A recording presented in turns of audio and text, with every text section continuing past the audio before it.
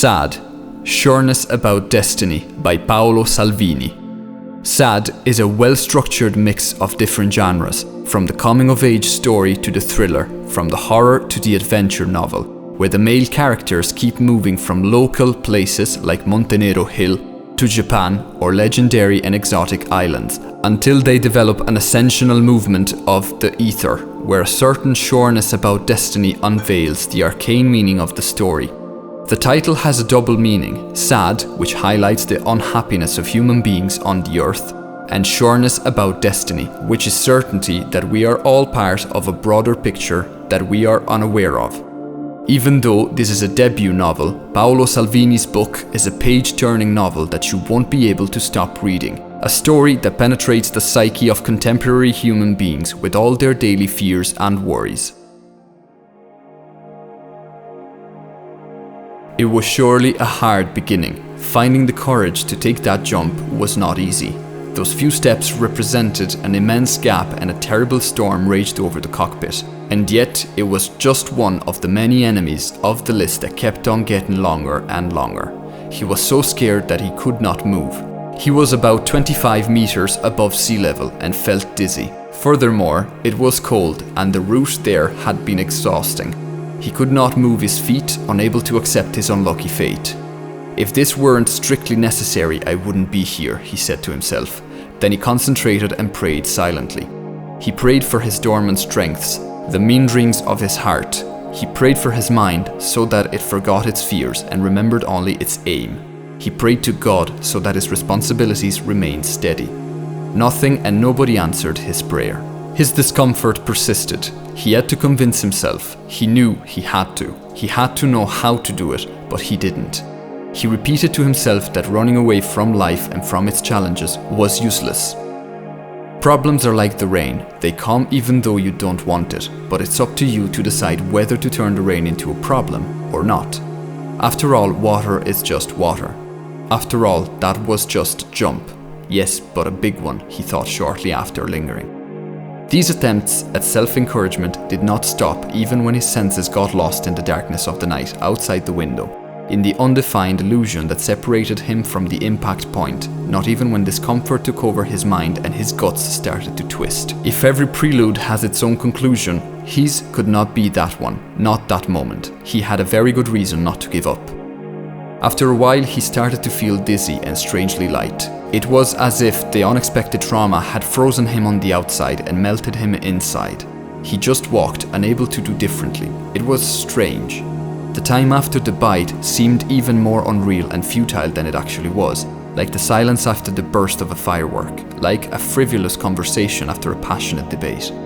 The eclipse was there. All he had to do was wait for the total and permanent darkness. His mission, his wife, his son, his family, his inheritance, his passions, and every little worry of his long, short life was now unimportant, or was about to become so. Everything would end as it began, irrelevant events for such a huge universe.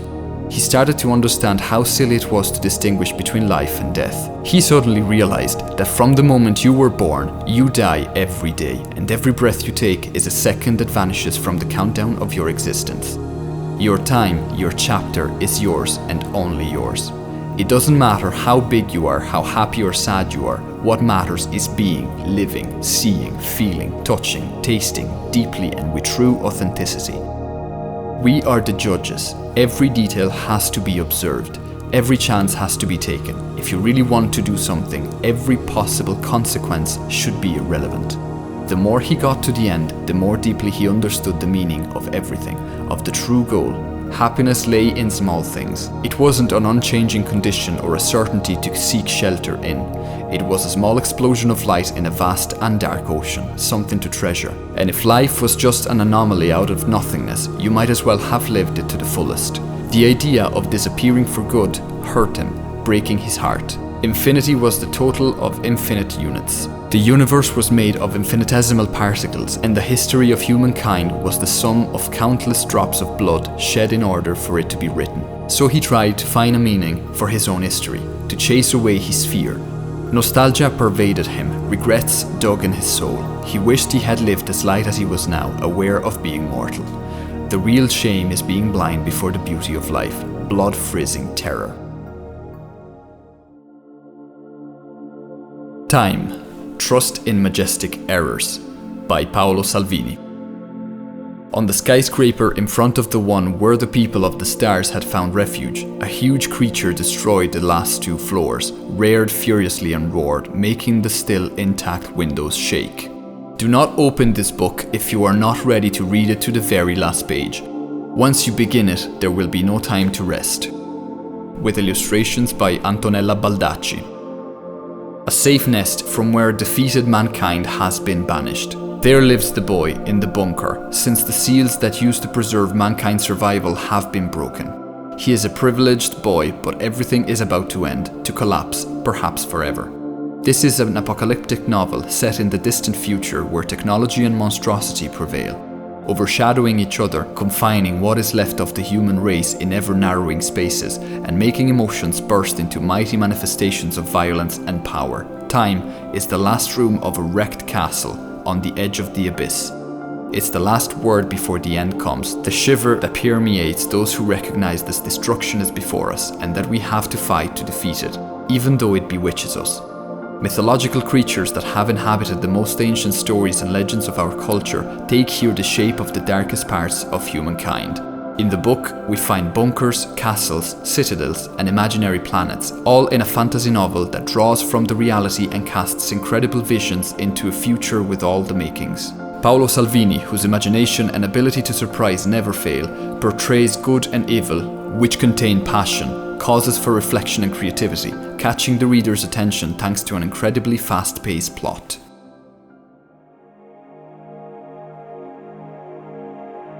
Instinct to cry.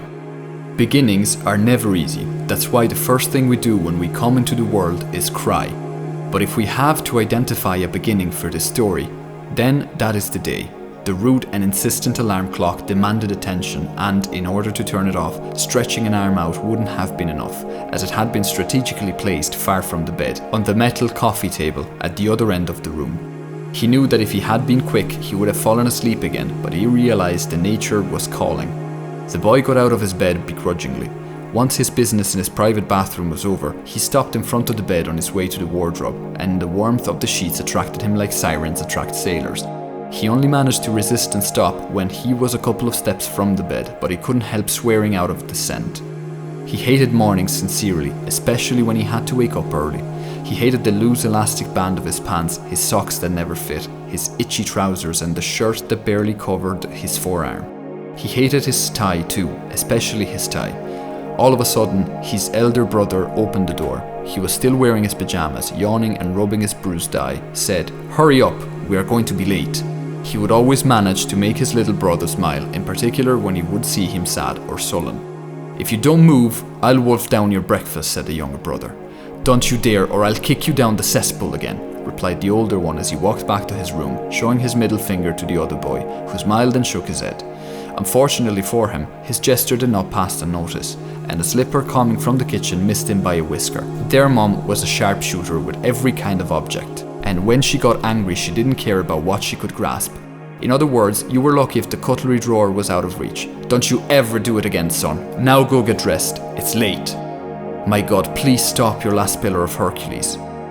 "My God, please stop your last pillar of Hercules. Don't let it break the majestic seal there in Nazca where it lies. Cast it away before it fulfills the fatal destiny. Our mortal life is like ash in the wind. Make what is vacuous meaningful in this miserable time.